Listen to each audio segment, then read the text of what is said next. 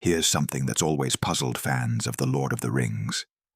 4 hobbits, simple creatures who loved nothing more than food, drink, and comfort, walked straight into Mordor. They faced Nazgûl, orcs, giant spiders, and the Dark Lord himself. Warriors trembled, elves hesitated. Even Gandalf feared what lay ahead. But the hobbits? They just kept walking. How is that possible? What gave these small, peaceful creatures the courage to face horrors that would break hardened soldiers? The answer isn't what you think. It's not about bravery. It's not about heroism. It's about something far more profound that Tolkien wove into the very nature of hobbits themselves. In this video, we're uncovering the hidden truth about why hobbits weren't afraid, or rather, why their fear didn't stop them. When Tolkien described hobbits in the prologue to The Lord of the Rings, he revealed something most readers overlook. Quote from the prologue, "There is a seed of courage hidden, often deeply it is true, in the heart of the fattest and most timid hobbit, waiting for some final and desperate danger to make it grow." A seed of courage. Not a forest, not a great oak tree, just a seed. But here's what makes this profound. That seed was enough. It was always enough. Frodo wasn't exceptionally brave by nature. Sam wasn't a warrior. Merry and Pippin were literally the class clowns of the Shire. Yet when the moment came, when everything was at stake, that tiny seed grew. Think about what this means. Tolkien is saying that courage isn't something you're born with. It's not a gift reserved for the mighty or the noble. It's a seed that exists in everyone, waiting for the right conditions to sprout. The hobbits didn't need to be fearless.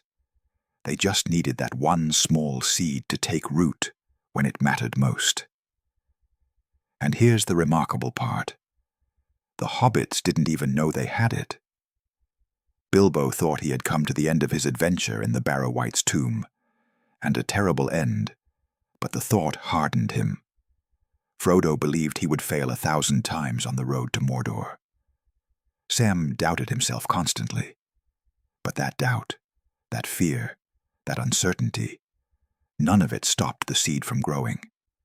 But there's something deeper about hobbits that explains their resilience. Something Tolkien explicitly wrote in the prologue, but that most people forget. Quote, "Ease and peace had left this people still curiously tough. They were, if it came to it, difficult to daunt or to kill." Difficult to daunt, difficult to kill. These aren't the words you'd use to describe soft, comfortable creatures who spend their days eating and gardening. But that's exactly Tolkien's point.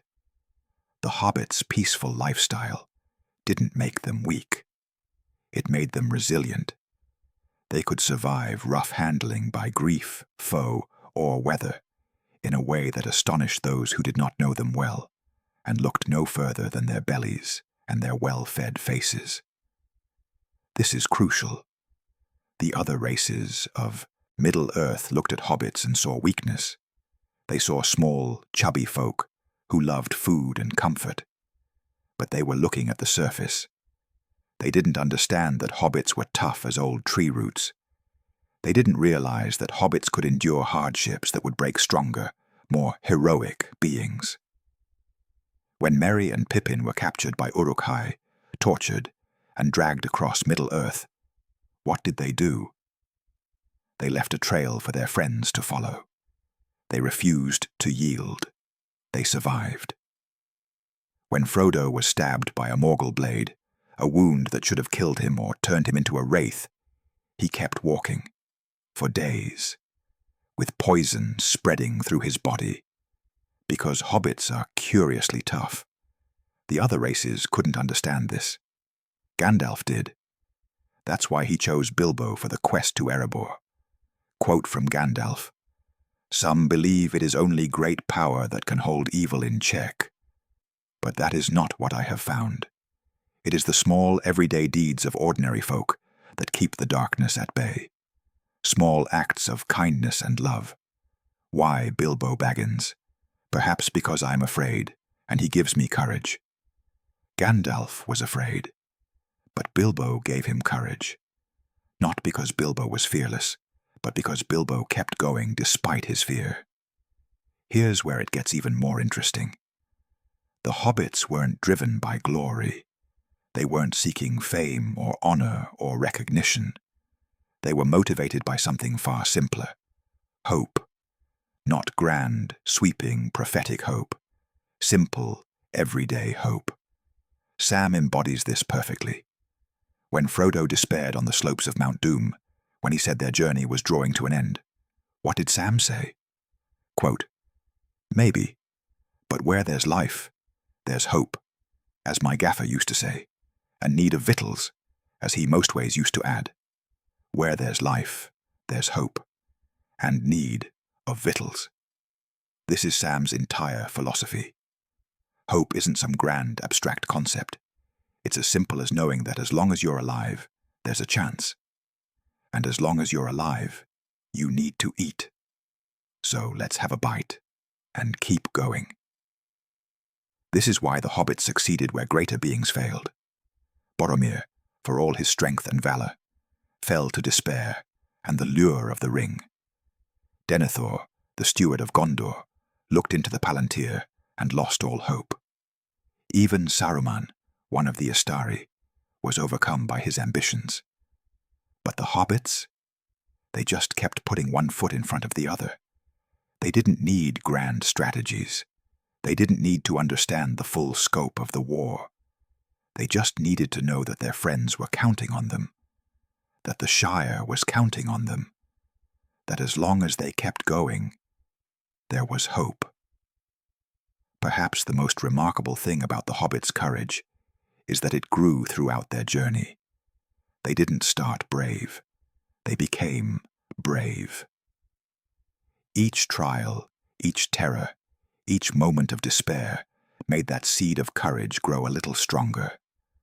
When Bilbo killed the giant spider in Mirkwood, all alone by himself in the dark, without the help of the wizard or the dwarves, it made a great difference to him. He felt a different person, and much fiercer and bolder, despite an empty stomach, as he wiped his sword on the grass. This transformation is key. Bilbo wasn't brave because he was special. He became brave because he faced his fears and survived. Each time he overcame a challenge, his courage grew. By the end of his journey, he was a different hobbit entirely. The same is true for all of them. Frodo in the Barrow-wight's tomb, Sam in Shelob's lair, Merry on the fields of Pelennor, Pippin in Minas Tirith. Each of them had moments where they could have given in to fear, where they could have abandoned the quest, abandoned their friends, saved themselves. But they didn't. And each time they chose to stay, to fight, to endure, they became stronger. Quote from the books, "Going on from there was the bravest thing he ever did. The tremendous things that happened afterwards were as nothing compared to it. He fought the real battle in the tunnel alone, before he ever saw the vast danger that lay in wait. The real battle wasn't against Shelob or Sauron. The real battle was against fear itself, against the voice that says you can't do this, or you're going to die, or it's hopeless. The hobbits won that battle, not because they weren't afraid, but because they refused to let fear stop them. So why weren't the hobbits afraid? The truth is, they were. They were terrified.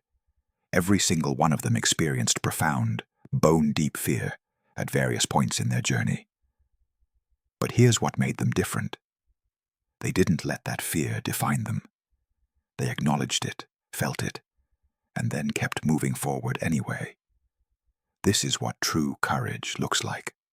Not fearlessness, not the absence of doubt, but the willingness to act despite fear, despite doubt, despite overwhelming odds.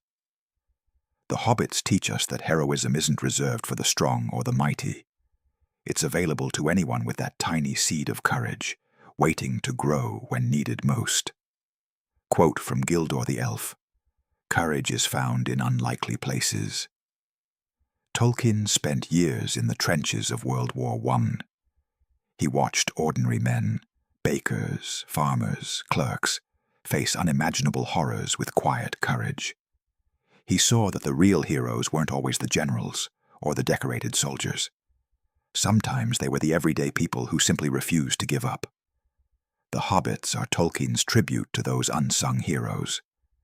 To the ordinary folk who do extraordinary things, not because they're fearless, but because they care about something greater than themselves. And that brings us to the end of this exploration. If you found this explanation of Hobbit courage compelling, don't forget to subscribe and leave a like. What's your favorite moment of Hobbit bravery in The Lord of the Rings? Share your thoughts in the comments below. Remember, you don't need to be fearless to be brave. You just need that seed of courage and the willingness to let it grow. Take care, and we'll see you in the next one.